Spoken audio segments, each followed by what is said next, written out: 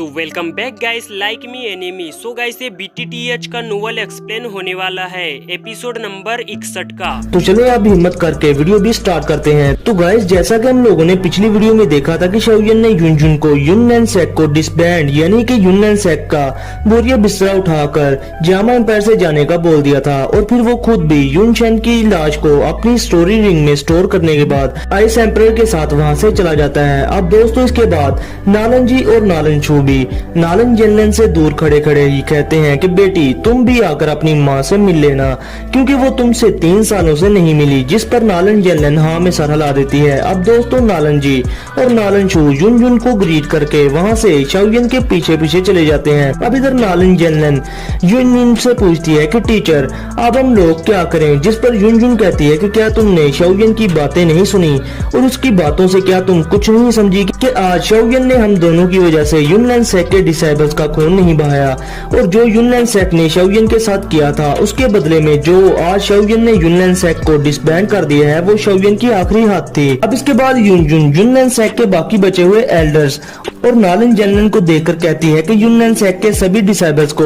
1 महीने के अंदर अंदर युनलैंड सेक्ट से भेज दो और उन सभी को थोड़े थोड़े से पैसे भी दे देना ताकि वो जहाँ भी जाएं अपनी जिंदगियां स्टार्ट करने के काबिल हो जाएं। अब इस पर नालन जेनलन हाँ में सारा ला देती है। अब इसके बाद युनजुन अपने दिल में सोचती है कि शाओयन इतने सालों में वाकई में ही बहुत ज्यादा स्ट्रॉन्ग हो गया है, मगर मैं ये नहीं जानती थी कि स्ट्रॉन्ग होने के बाद वो जिसे सबसे ज्यादा हर्ट करेगा वो मैं ही होंगी। अब दोस्तों, ये बात पूरे जामा एम्पायर में आग की तरह फैल जाती है कि शाओयन ने युनलैंड सेक्ट को जामा एम्पायर से खत्म कर दिया है और सभी के लोग जो शाओयन को जानते थे और जो नहीं जानते थे वो लोग इस पर बहुत ज्यादा हैरान थे। अब दोस्तों, इधर युनलैंड सेक्ट के डिसाइबल्स आहिस्ता आहिस्ता युनलैंड सेक्ट को छोड़कर जाने लगते हैं और फिर वो अपनी आइडेंटिटीज छुपाकर आम शहरियों की तरह जामा एम्पायर में रहने लग जाते हैं। अब दोस्तों, 15 दिनों के अंदर अंदर ही बहुत सारे युनलैंड सेक्ट के डिसाइबल्स युनलैंड सेक्ट को छोड़ चुके थे, जिसकी वजह से युनलैंड सेक्ट अब बिल्कुल खाली खाली सा हो गया था। और दोस्तों, उसे पता था कि 100 सालों से भी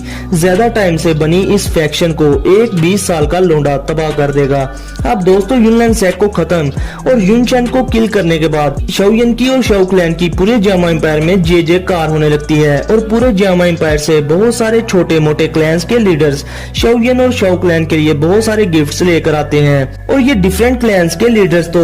शाओयन तो क्या शाओ मैंशन के बाहर खड़े शाओ क्लैन के 2 गार्ड्स की भी बहुत ज्यादा इज्जत करके वहाँ से जाते थे, जिसकी वजह से अब शाओ क्लैन के वो लोग जो छुप छुप कर रहा करते थे वो आज हर एक को अपने साथ इतने अच्छे से बोलता देखकर बहुत ज्यादा खुश होते और अभी के लिए वो जिधर चाहे जा सकते थे और कोई भी माई का लाल जामा एम्पायर में उनको छू नहीं सकता था। और दोस्तों, जहाँ तक बात है शाओयन की, तो उस ठरकी की आप बात ना पूछो। वो ठरकी तो जामा एम्पायर की अब हर लड़की के दिल में बसने लग गया था। अब इधर सीन शिफ्ट होता है शाओली पर, जो के हंसता हुआ शाओयन के कमरे के बाहर आ जाता है और वो हंसकर उसके कमरे में आकर कहता है कि शाओयन अब तुम्हारी इंजरीज कैसी हैं? जिस पर शाओयन अपनी आंखें खोलकर अपने दोनों भाइयों को देखकर उनसे मिलता है और फिर शाओयन उन्हें बताता है कि इस बार मैं सीरियसली इंजर्ड हो गया हूँ और अभी के लिए मैं उनसे रिकवर भी नहीं हुआ। और दोस्तों, अभी के लिए अगर शाओयन की जगह कोई और पर्सन होता तो वो शायद इन इंजरीज की वजह से कब कब मर भी गया होता। अब इधर शाओडिंग शाओयन से कहता है कि तुम बस आराम से अपनी इंजरीज को रिकवर कर लो और अभी के लिए हम तुम्हें मजीद किसी मुश्किल में नहीं डालना चाहते, क्योंकि तुम हमारी फैमिली के सबसे इम्पोर्टेंट पर्सन हो।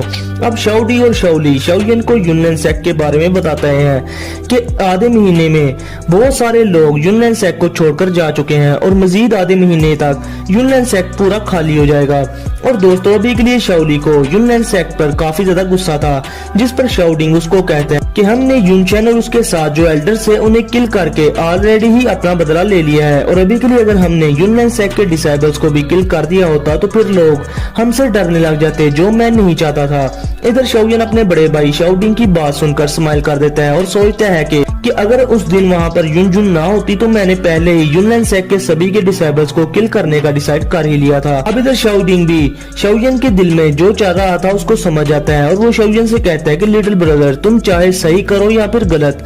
हम आकर तक तुम्हारा साथ नहीं छोड़ेंगे। जिस पर शाओयन बहुत ज्यादा खुश हो जाता है कि आने वाले टाइम में इसके ये दोनों के भाई हर हालत में उसका साथ देंगे और उसका साथ कभी भी नहीं छोड़ेंगे। अब इसके बाद शाओडिंग शाओयन से कहता है कि मैंने आइस एम्परर से सुना है कि तुमने युनजुन की वजह से ही युनलैंड सेक्ट के डिसेबल्स की जान बख्शी कर दी। अगर ये बात है तो फिर तुम युनजुन को शाओ क्लैन में लेकर आ जाओ, हम इस पर कोई भी एतराज नहीं करेंगे। जिस पर शाओयन अपने बचाव में कहता है कि वो तो मैंने इसलिए युनजुन की लाज रखी क्योंकि जब पास्ट में मैं जामा एम्पायर में ट्रेनिंग किया करता था तो युनजुन ने कई बार मेरी मुश्किल में मेरी हेल्प की थी। जिस पर शाओडिंग हंसते हुए कहता है तो फिर आइस एम्परर को आने दो, वही आकर बताएंगे। जिस पर शाओयन भी हंस देता है। अब शाओयन अपने ब्रदर शाओली को बड़े गौर से देखता है और फिर वो सोचता है कि ब्रदर की लाइफ फोर्स बहुत ज्यादा कम ही बची है और अगर आने वाले टाइम में ब्रदर शाओली को इस लाइफ डिवोरिंग पिल की वजह से कुछ हो गया तो मैं फिर बिग ब्रदर को क्या जवाब दूंगा। अब इसके बाद शाओयन अपने मास्टर की दी हुई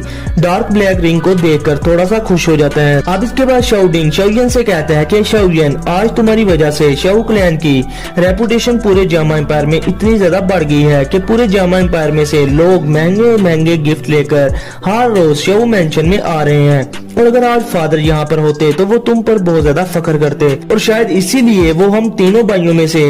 ये सब बड़ी चीजें तुमसे ही एक्सपेक्ट किया करते थे। अब अपने फादर का सुनकर शाओयन बहुत ज्यादा सैड हो जाता है और फिर वो अपने भाइयों को बताता है कि मुझे अभी के लिए फादर की लोकेशन के बारे में कुछ सुराग मिले हैं, मगर मेरी अभी की स्ट्रेंथ के साथ मेरे लिए फादर को रेस्क्यू करना नामुमकिन है। जो सुनकर दोनों के भाई अपने भाई को थोड़ा सा हौसला देते हैं, जिस पर शाओयन को भी थोड़ी तसल्ली होती है। अब दोस्तों इसके साथ ही शाओ क्लैन के लोग जोर से पुकारने लग जाते हैं कि ओल्ड मास्टर हाई बदोंग क्लैन में आए हैं। अब आइस एम्परर का सुनकर शाओयन खुशी में उठ खड़ा होता है क्योंकि युनलैंड सेक्ट को तो शाओयन ने हरा दिया था और अभी के लिए उनका स्टेप शाओयन का अपने फादर से किया हुआ वादा पूरा करना था, जो कि ये था कि वो शाओ क्लैन को एक बार फिर से उसकी पीक पर लेकर जाएगा। अब दोस्तों इसके साथ आइस एम्परर वहां पर आकर शाओयन से हंसते हुए कहते हैं कि तू तो बड़ा डीठ है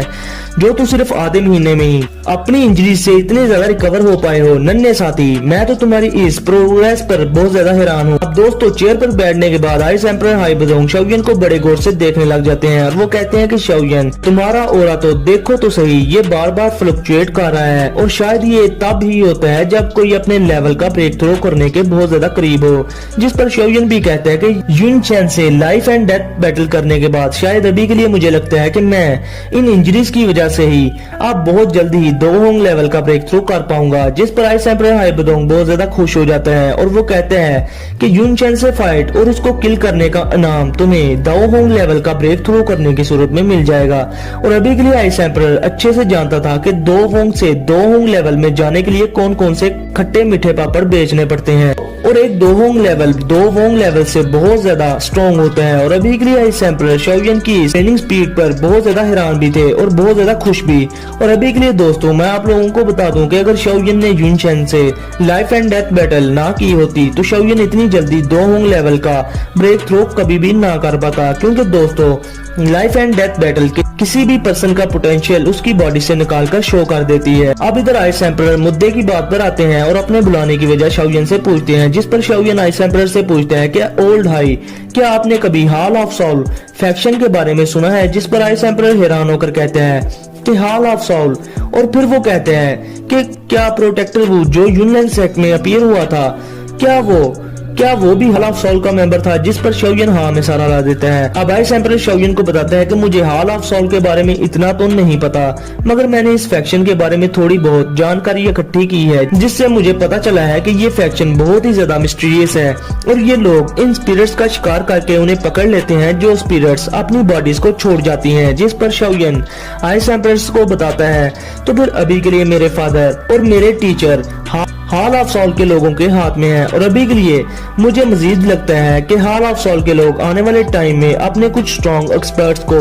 मेरे शाओ क्लैन के लोगों को पकड़ने के लिए भेजेंगे। अब आइस एम्परर शाओयन की इस बात पर कहते हैं कि अभी अभी हमने युनलैंड सेक्ट से जान छुड़वाई है और अब तो ऊपर से हमारे सरों पर ये न्यू फैक्शन हॉल ऑफ सॉल भी आकर बैठ गई है, जो कि युनलैंड सेक्ट से 1000 गुना स्ट्रॉन्ग है। और अगर युनलैंड सेक्ट को इससे कंपेयर किया जाए तो वो युनलैंड सेक्ट जो कि जामा एम्पायर में शीला गोरिल्ला की तरह दंदनाता फिरता था। इसी युननैन सेक्ट की दाउची कॉन्टिनेंट में हैसियत सिर्फ एक सेकंड रेट फैक्शन की है और पास में युननैन सेक्ट चाहे जामा एम्पायर में जितना भी पावरफुल क्यों ना हो, मगर जब भी नॉर्थ वेस्टर्न रीजन में बड़ी बड़ी फैक्शंस की मीटिंग हुई थी तो युननैन सेक्ट पर बाकी की फैक्शन हंसा करती थी। अब शाओयन हैरान होकर कहता है कि बड़ी फैक्शन की मीटिंग्स ये क्या है भाई, जिस पर आइस एम्परर नहीं बल्कि मैं आप लोगों को और शाओयन को शॉर्ट करके बताता हूँ कि दोस्तों अभी के लिए जामा एम्पायर जिस जगह पर है वो कॉन्टिनेंट का नॉर्थ वेस्टर्न रीजन है और इस रीजन में बहुत सारे छोटी बड़ी कंट्रीज और एम्पायर्स हैं और इन एम्पायर्स में बहुत ज्यादा स्ट्रॉन्ग फैक्शंस भी हैं। जैसे कि जामा एम्पायर के पास थी युननैन सेक्ट और जो इस नॉर्थ वेस्टर्न रीजन की सबसे स्ट्रॉन्ग फैक्शन है ना,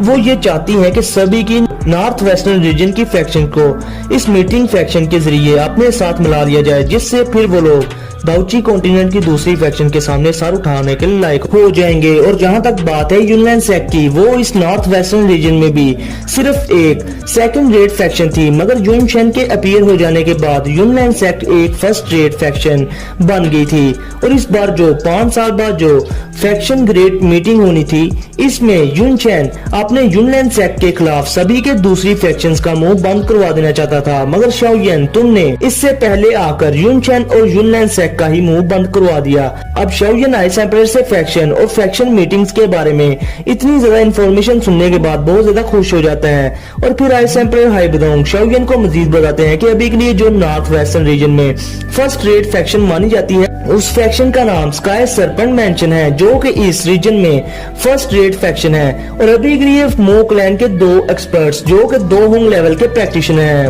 वो इस स्काई सरपेंट मैंशन के एल्डर्स हैं और उन्होंने मुझे बताया था कि स्काई सरपेंट मैंशन ने भी हाल ही में पब्लिक सेक्ट के चीफ को हरा दिया है और अभी के लिए स्काई सरपेंट मैंशन पूरे नॉर्थ वेस्टर्न रीजन की ओवरलॉर्ड फैक्शन बन चुकी है। जो सुनकर शाओयन भी थोड़ा सा हैरान होकर कहता है कि ये फैक्शन तो युननैन सेक्ट से भी ज्यादा स्ट्रॉन्ग है। और फिर शाओयन को याद आता है कि जब कुछ सालों पहले शाओयन ने मो क्लैन में जाकर एक छोटी लड़की को बचाया था जिसका नाम किंग लिन था।